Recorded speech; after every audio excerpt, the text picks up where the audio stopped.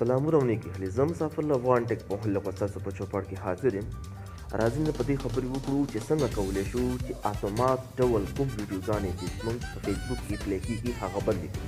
ویډیو شروع کولو نه وړاندې هغه ملګري کوم چې زموږ چینل ته نوي راغلي دي زموږ چینل ته سبسکرایب کړي، پس له هغې ټوکلې ته نږدې کړئ او زموږ دا ویډیوګانې خپلو نورو ملګرو ته هم دې شریک کړي. که چیرې ستاسو دا ویډیو خوښه شي نو مهرباني وکړئ لایک هم کړئ. خپل فیسبوک سیټینګ ته لاړ شئ.